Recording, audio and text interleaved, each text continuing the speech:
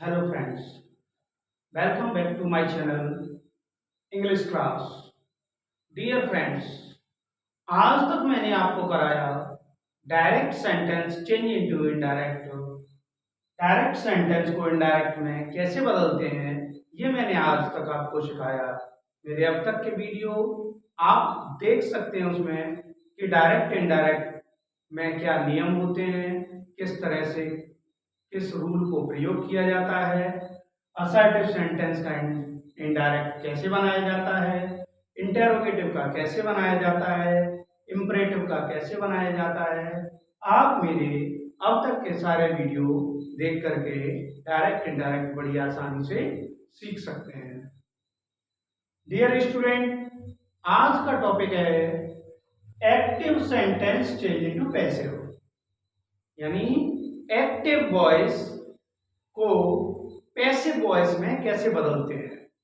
तो dear friends, सबसे पहले एक्टिव वॉइस को पैसिव वॉइस में बदलने के लिए हमें यह जानना जरूरी होता है कि एक्टिव वॉइस या एक्टिव सेंटेंस होता क्या है। तो dear friends, active sentence heading बना लीजिए, एक्टिव सेंटेंस।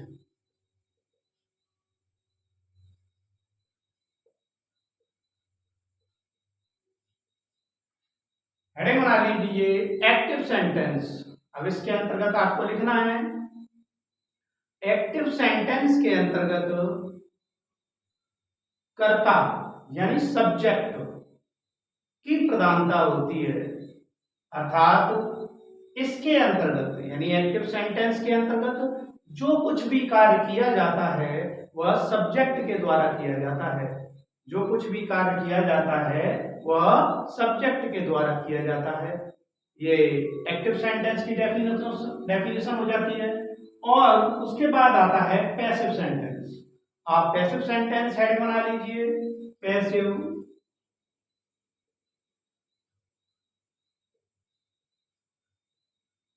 इसमें लिखिए इसके अंतर्गत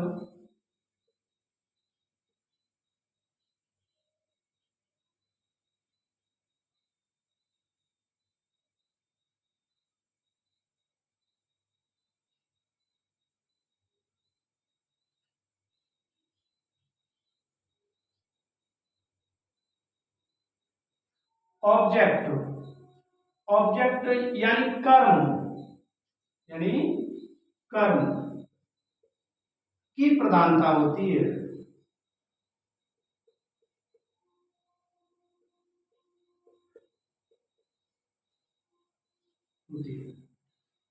ऑब्जेक्ट की प्रधानता होती है पैसिव सेंटेंस में, और एक्टिव सेंटेंस में सब्जेक्ट की प्रधानता होती है।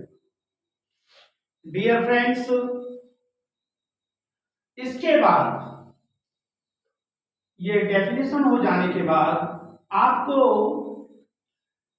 सबसे पहला रूल आता है कि एक्टिव से पैसिव बनाते समय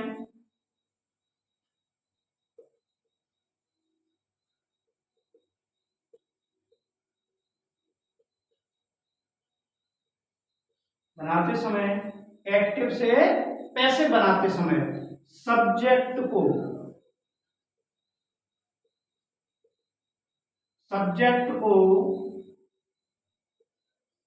ऑब्जेक्ट बनाते हैं, सब्जेक्ट को ऑब्जेक्ट बनाते हैं और ऑब्जेक्ट को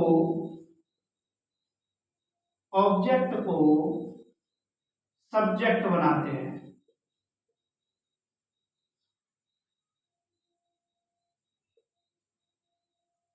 सब्जेक्ट को ऑब्जेक्ट बनाते हैं और ऑब्जेक्ट को सब्जेक्ट बनाते हैं, यानी ऑब्जेक्ट सब्जेक्ट के स्थान पर आ जाता है और सब्जेक्ट ऑब्जेक्ट के स्थान पर पहुंच जाता है। यह पैसिव रूल होता है, पैसिव का रूल होता है। तो आप रूल लिखना चाहें, ये स्ट्रक्चर बनाना चाहें स्ट्रक्चर बना लें। अगर आप रूल लिखना चाहें तो लिखें, पैसिव बनाते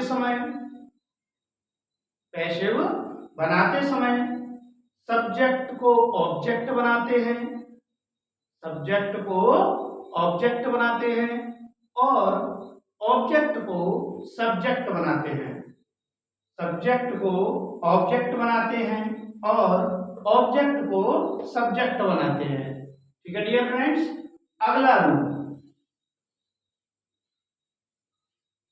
अगला रूल है पैसिव वाले वाक्यों में।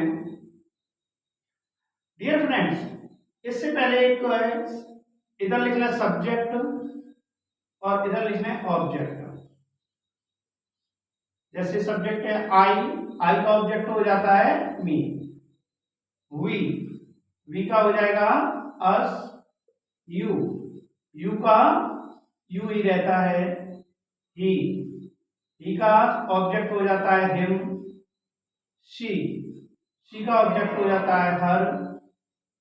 दे, और दे का ऑब्जेक्ट हो जाता है देम।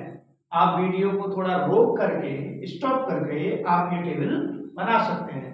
डियर फ्रेंड्स, सब्जेक्ट को ऑब्जेक्ट में बदलने के लिए हमें सब्जेक्ट अगर आई होगा तो उसका ऑब्जेक्ट मी बनेगा, वी होगा तो अस होगा, यू का यू ही रहता है। अगर सब्जेक्ट ही है तो उसका ऑब्जेक्ट हम हो जाएगा, शी का हर हो जाएगा, दे का देम हो जाएगा। ये पैसे बनाते समय ये हो जाएगा। ठीक है सब डियर फ्रेंड्स। उसके बाद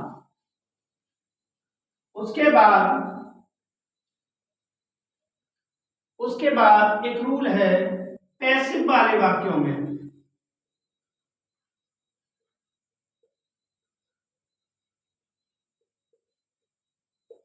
पैसिव वाले वाक्यों में हमेशा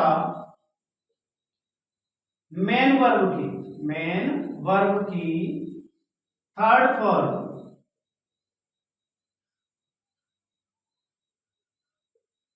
का प्रयोग करते हैं।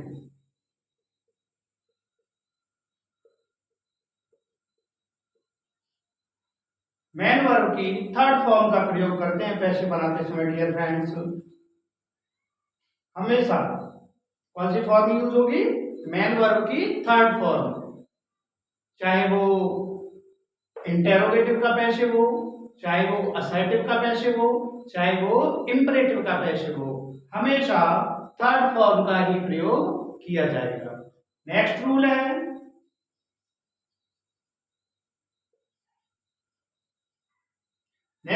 डियर फ्रेंड्स, वाक्य के अंत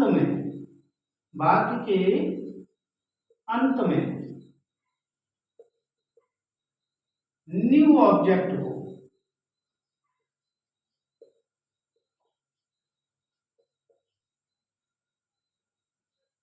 बाय लगा करके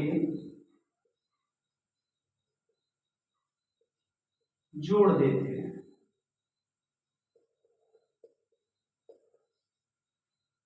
बाकी के अंत में न्यू ऑब्जेक्ट को बाय लगा करके जोड़ देते हैं।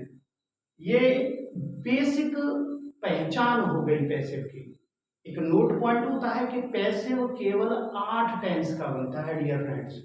पैसिव केवल 8 टेंस का। यूपी बोर्ड में 12th class, high school class, 9th class और 11th क्लास, इसमें जो स्ट्रक्चर दिया गया है यूपी बोर्ड में, तो उनमें 8 टेंस का पैसिव बनता है। तो डियर फ्रेंड्स, सबसे पहला जो टेंस है पैसिव बनाने के लिए वो है प्रेजेंट इंडेफिनिट टेंस। क्या है dear friends? Present indefinite tense.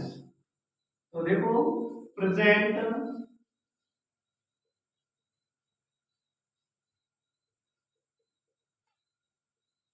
Indefinite tense change into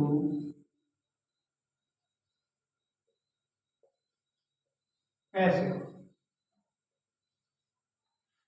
dear friends, present indefinite का पैसिव बनाने के लिए हमें सबसे पहले यह जानना जरूरी होता है कि प्रेजेंट इंडेफिनिट की पहचान क्या होती है। अब आप कह रहे होगे कि प्रेजेंट इंडेफिनिट की पहचान तो हमको पता है, रखता है, ती है, ते हैं, आदि शब्द आते हैं। लेकिन डियर फ्रेंड्स, सेंटेंस इंग्लिश में लिखा हुआ आएगा, सेंटेंस इंग्लिश में लिखा हुआ आएगा और उसमें ता है, ती है, ते है नहीं आएगा। इसलिए हमें सेंटेंस की पहचान कैसे करें कि ये प्रेजेंट इंडेफिनिट का है, तो उसके लिए पहचान होती है पहचान।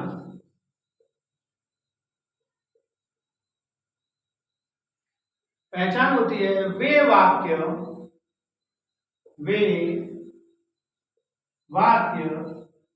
जिनमें मेन वर्ब की फर्स्ट फॉर्म या फर्स्ट फॉर्म के साथ एस या एस या डू या डज आता है। ये पहचान हो गई डियर फ्रेंड्स। कैसे? वे वाक्य जिनमें मेन वर्ब की फर्स्ट फॉर्म आती है। यदि सब्जेक्ट प्लूरल होता है तो मेन वर्ब की फर्स्ट फॉर्म आएगी। अगर सब्जेक्ट सिंगुलर है तो फर्स्ट फॉर्म के साथ एस या एस आएगा। और अगर वाक्य नेगेटिव या इंटरोगेटिव है तो डू या डज आएगा। ये पहचान हो गई। अगर ये तीनों में से कोई एक आता है तो वो वाक्य प्रेजेंट इंडेफिनिट का होता है। अब प्रेजेंट इंडेफिनिट का पैसिव बनाते समय रूल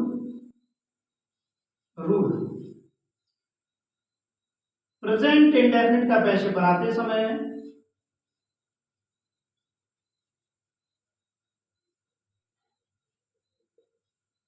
का पैसिव बनाते समय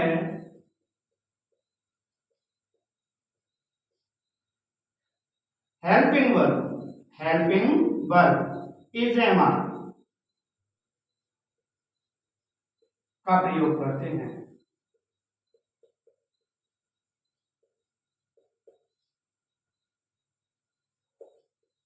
डियर फ्रेंड्स, जब प्रेजेंट इंडेफिनिट टेंस का पैसिव बनाते हैं तो helping verb is am are का प्रयोग किया जाता है। अगला रूल है सिंगुलर सब्जेक्ट यानी एक वचन कर्ता।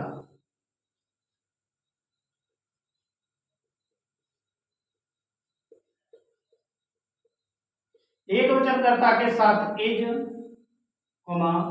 बहुवचन कर्ता के साथ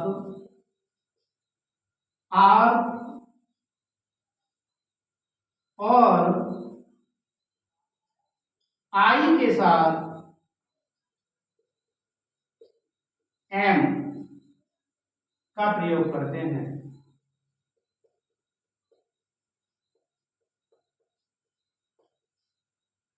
डियर फ्रेंड्स, यदि सब्जेक्ट सिंगुलर है तो इस का प्रयोग करेंगे पैसिव बनाते समय।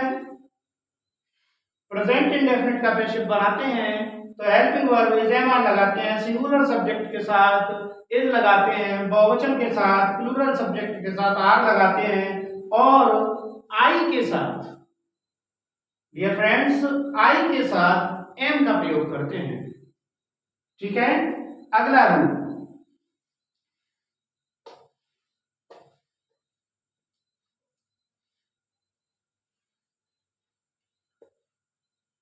होगा जो मैंने अभी थोड़ी देर पहले लिखाया था कि पैसिव वाले वाक्यों में मुख्य क्रिया की थर्ड फॉर्म का प्रयोग करते हैं।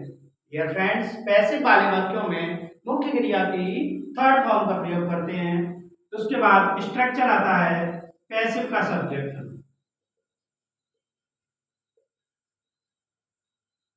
Plus is am are plus third form of the main word plus other word plus by plus passive का subject.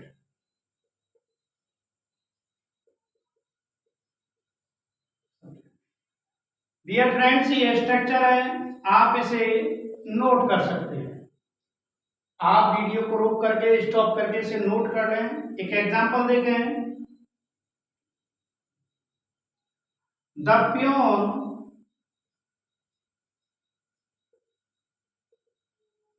rings the bell in the school. Dear friends, अब इसका पैसे बनाना है तो सबसे पहले हमें देखो ये होता है सब्जेक्ट, ये है वर्ब, ये है ऑब्जेक्ट और ये है अदर वर्ड।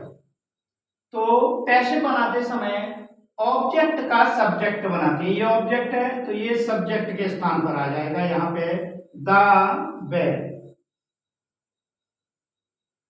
अब डियर फ्रेंड्स पहचानना हमें ये होता है कि ये प्रेजेंट इंडेफिनिट का है, तो देखो फर्स्ट फॉर्म के साथ एस या एस आया है, एस आया है तो ये प्रेजेंट इंडेफिनिट का है। जब प्रेजेंट इंडेफिनिट का पैसे बनाते हैं तो सहायक क्रिया इज एम आर का प्रयोग करते हैं। द बेल एक वचन है तो इज, देखो पैसिव का सब्जेक्ट लगा दिया, इज एम आर लगा दिया, is.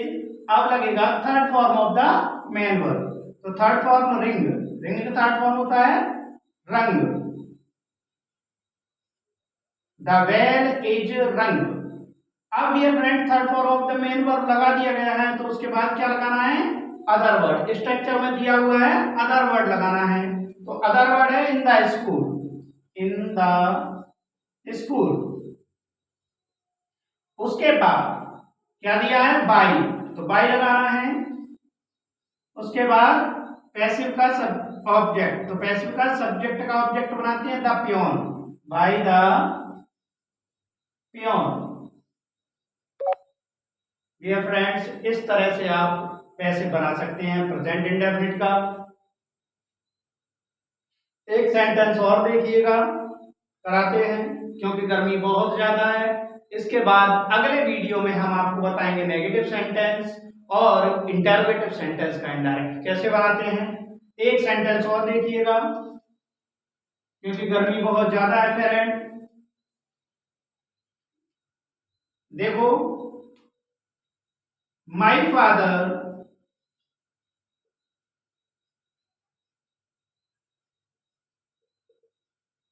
brings the toys from the market.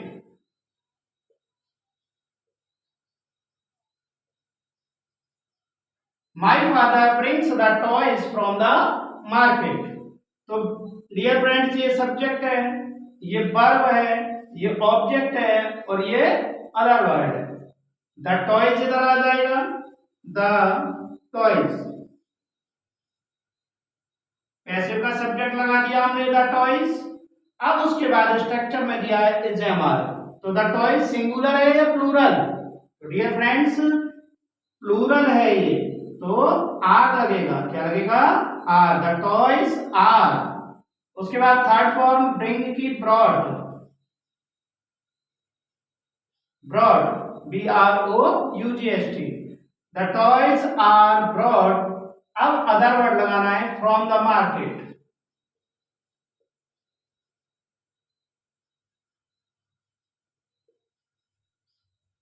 उसके बाद बाई, थर्ड फॉर्म के बाद अदर वर्ड लगा दिया आपने, उसके बाद लगाना है बाई और बाई के बाद लगाना है पैसिव का सब्जेक्ट। पैसिव का सब्जेक्ट है माय फादर, तो माय फादर।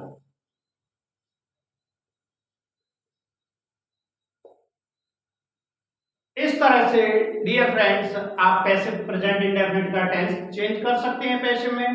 अगर आपको हमारा वीडियो पसंद आया है तो लाइक करिए, शेयर करिए और सब्सक्राइब करिए।